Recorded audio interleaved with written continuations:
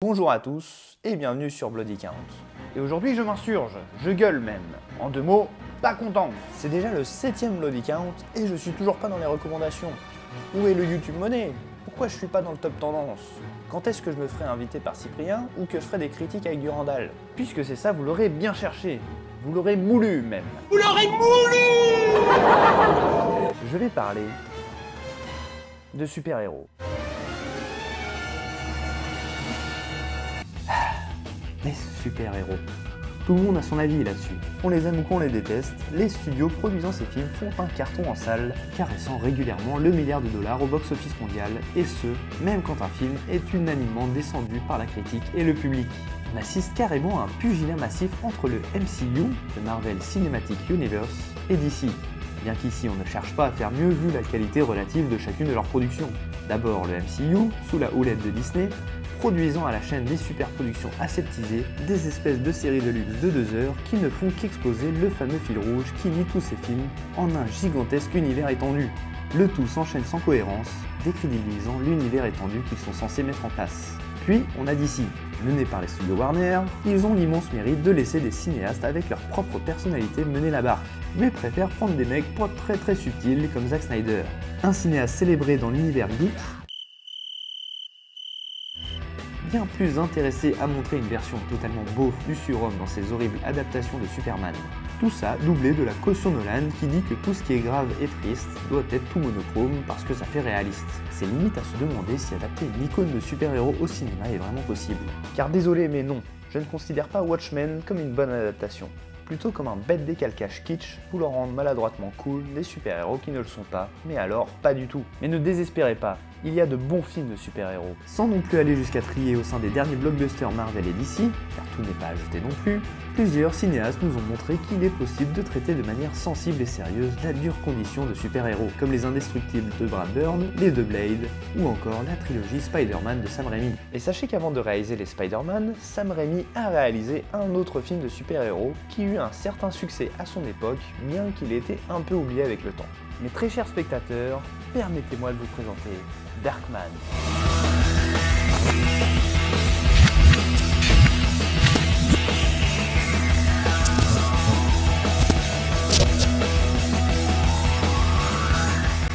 Darkman, réalisé en 1990, est donc le 4e film de Sam Raimi, cinéaste culte dans la geekosphère puisqu'il est avant tout reconnu pour l'excellente trilogie Evil Dead avec Bruce Campbell. Et dès ses premiers films, Sam Raimi montre un certain style visuel qui fera sa singularité dans le paysage hollywoodien. En effet, ce dernier étant un grand fan du comic slapstick, et notamment des Trois Stooges, une troupe d'humoristes américains très connus dans leur pays et qui auront marqué la culture populaire entre les années 1930 et 1970 avec près de 200 films.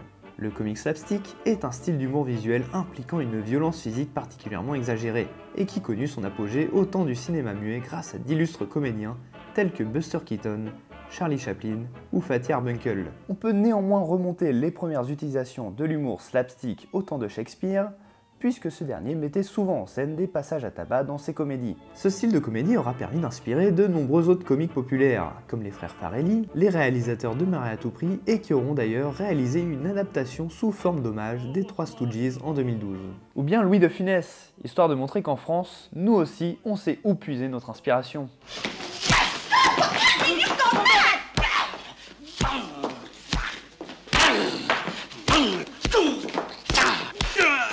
Revenons à notre cher Sam Raimi donc.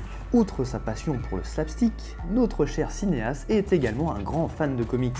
Ce dernier ayant d'abord souhaité adapter Batman, puis The Shadow, qui tomberont finalement aux mains respectives de Tim Burton et Russell Mulcahy. Il finira par profiter de son premier gros budget de 16 millions de dollars, ce qui fait quand même 10 millions de dollars de moins que Dark City, pour réaliser son propre film de super-héros avec l'aide de son frère Ivan Raimi à la production, un film inspiré des comics Marvel, mais aussi de la tragédie du fantôme de l'opéra et autres inspirations qui ne vont qu'à lui. Le film commence donc par une transaction entre mafieux qui ont tous l'air très méchants, et qui sont tous filmés en contre-plongée. Et on nous présente direct le grand bad guy du film, Robert Durand, joué par Larry Drake, acteur américain décédé il y a tout juste un an, et qui fut malheureusement trop peu employé dans le cinéma avec sa tronche de bébé qui aurait reçu une immense dose d'hormones. On peut également mentionner la présence de Ted Raimi, frère de Sam, et qui a l'habitude d'apparaître dans les films de son frère, on aura pu le voir dernièrement dans la série Ash vs Evil Dead, mais aussi de l'acteur Nicholas Ross.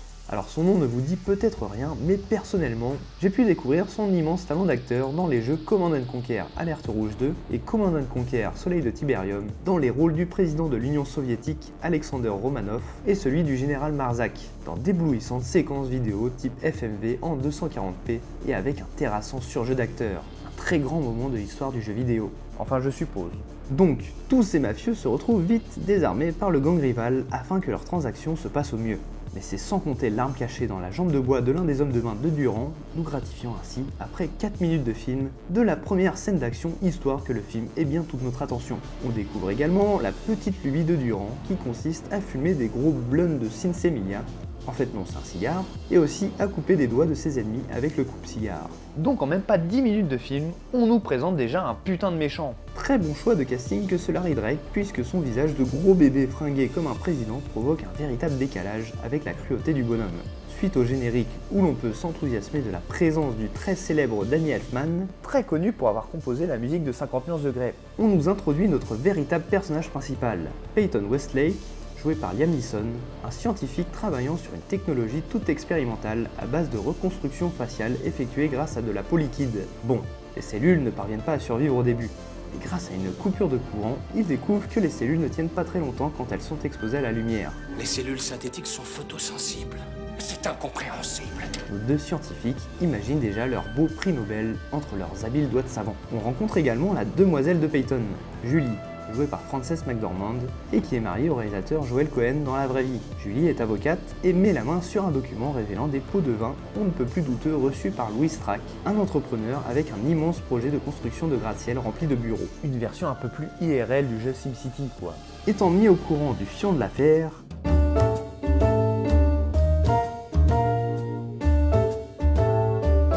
Louis Strack engage Durand et sa bande pour mettre la main sur le document et qui est forcément resté dans le laboratoire de Peyton. Après un bon gros passage à tabac puis à la mise à mort de l'assistant de Peyton, Rapportez les doigts du shit-toc. ils noient ce dernier dans sa cuve de peau liquide et font péter le laboratoire après avoir mis la main sur le mémorandum. Tout ça au moment pile où Julie débarque pour le feu d'artifice. Il en restait plus une miette, sauf un bout d'oreille et un tout petit morceau. Pas long à enterrer, je veux dire. Mais Peyton a survécu. Complètement défiguré, certes, mais au moins, il est vivant. Secouru in extremis par les urgences qui le prennent pour un clochard, ces derniers lui ont coupé les nerfs menant au canal rachidien pour que Peyton ne puisse plus ressentir la douleur. Un traitement un peu cruel, vous en conviendrez, surtout quand on connaît les effets secondaires de ce dernier. Il est privé de sa ration sensorielle normale et il n'y a qu'une voie ouverte, se rabattre sur les stimuli existants. Les sentiments qui deviennent exacerbés. Les sentiments d'isolement, de solitude, vont aller jusqu'à la crise d'hystérie. Mais Peyton se réveille finalement et s'échappe de l'hôpital grâce à une colossale force surhumaine développée suite à la perte de l'un de ses 5 sens. Complètement perdu, il va d'abord tenter de retrouver Julie, qui l'envoie gentiment chier après avoir vu un étrange monstre pathétique s'avancer vers elle. Puis, il retourne dans son labo en ruine et reprend ses expériences dans une vieille usine désaffectée afin de se reconstruire un nouveau visage. Désespéré de sa condition de monstre et certainement dû à certains effets secondaires qui lui font exacerber ses sentiments, il va décider de se venger contre Durand en prenant l'apparence de ses hommes de main afin de les piéger. Est-ce que tu as fait de mon fric, volé? Comment? Je vous assure, monsieur Durand, je l'ai jamais eu entre les mains. J'étais ici, je dormais, je le jure sur ma tête. Quoi? Je sais même pas comment je me suis habillé. Je te souhaite bon voyage.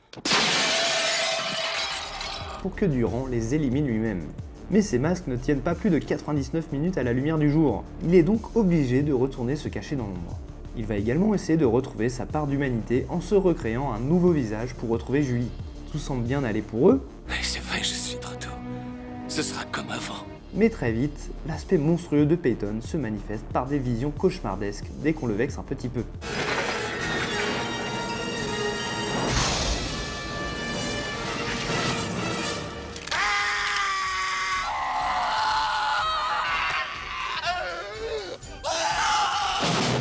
Peyton parviendra-t-il à reconquérir le cœur de Julie malgré sa tronche de Freddy Krueger bipolaire? Réussira-t-il à mener sa vengeance jusqu'au bout contre Durand et ses hommes? Ou bien acceptera-t-il sa terrible condition de monstre de foire? Et bien pour ça, il faudra voir le film. Car il faut vraiment voir Darkman. Outre le fait qu'il soit un classique des années 90, de par son aspect visuel notamment, il s'agit avant tout d'une œuvre profondément tragique, un genre de croisement entre le fantôme de l'opéra, Dr Jekyll et Mr Hyde, La Belle et la Bête et les comics de justiciers masqués comme Batman par exemple. L'utilisation du masque n'est d'ailleurs pas anodine puisque c'est le vecteur qui fait passer le personnage de Peyton, d'abord scientifique passionné et amoureux de sa fiancée, en un monstre froid, calculateur, cruel.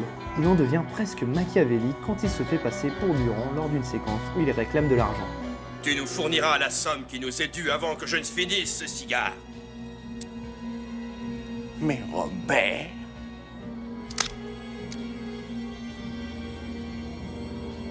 Ainsi, même lors des scènes où il recrée son propre visage et l'utilise, il n'est que Peyton d'apparence mais conserve sa nature monstrueuse. Il n'y a que lorsqu'il se retrouve avec son véritable visage complètement brûlé que nous saisissons toute l'humanité que garde le Darkman au fond de lui. Sam Raimi ayant d'ailleurs la brillante idée de confronter son anti-héros face à lui-même à plusieurs reprises dans le film quand il se regarde dans le miroir. C'est là que l'on saisit toute la complexité de ce personnage. Un monstre vu de l'extérieur, mais qui reste profondément humain de l'intérieur. Darkman est ainsi un fantastique film de monstre, et on retrouve bien là le réalisateur de la trilogie Evil Dead. Mais c'est aussi dans sa mise en scène particulière que l'on reconnaît que ce film lui appartient bien. Tous les moments où Peyton bascule du côté obscur et devient Darkman sont illustrés par un montage très cut, avec incruste cheap, délire cartoonesque et une caméra virevoltante comme Sam Raimi nous a énormément habitués. Ce qui, vous en conviendrez, explique bien mieux les choses que des tonnes de discours et dialogues assommants.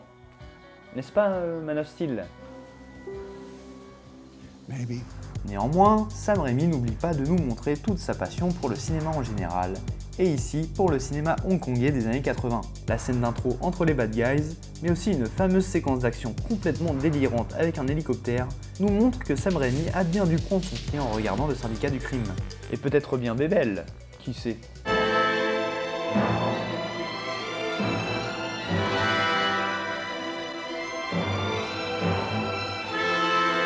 Mais bon, ça n'engage que moi. La figure du héros mutilé est d'ailleurs beaucoup présente dans le cinéma d'arts martiaux asiatiques des années 70. On peut notamment citer la série des Zatoichi, qui met en scène le fameux samouraï aveugle, ou bien le mythe du sabreur manchot dans la culture chinoise. Je vous conseille d'ailleurs l'indispensable La Rage du Tigre de Chang Che. En bref, avant Tarantino, Sam Raimi était déjà dans la place, et il nous le démontrera encore par la suite avec Evil Dead 3, L'Armée des Ténèbres, mais aussi avec l'énorme Mort ou Vif, un western injustement oublié où la fameuse figure du pistolero solitaire est incarnée par Sharon fucking Stone face à un Gene Hackman jubilatoire en grand méchant et aux côtés de Russell Crowe et Leonardo DiCaprio. Donc il faudra absolument revenir sur cette perle du cinéma oublié car il y a beaucoup de choses à défendre sur ce film. Mais déjà, regardez Darkman. Si vous pensez que la version longue de Batman contre Superman est un chef-d'œuvre de noirceur, eh bien admirez comment un petit bonhomme qui s'habille comme Alfred Hitchcock et qui maltraite ses acteurs sur le tournage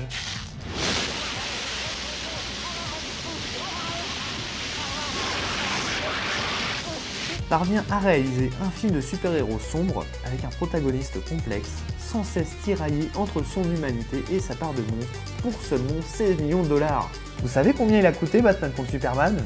250 millions de dollars. Et le film ne parvient même pas à raconter une histoire qui tient debout. Non, vraiment. Loin de la frime de Zack Snyder, Sam Raimi met en scène son film de façon originale et qui fait sens. Admirez cet incroyable fondu enchaîné où le personnage de Frances McDormand passe de la découverte terrifiante de son appartement en feu à son deuil face à la tombe de son fiancé. Le bougre se permet en plus de glisser une petite référence à l'aurore de Murnau. Alors voilà, si vous êtes fan de films de super-héros sombres incarnant des figures quasiment mythologiques, et non Superman, toi avec tes références lourdingues à Jésus, tu peux tout de suite oublier.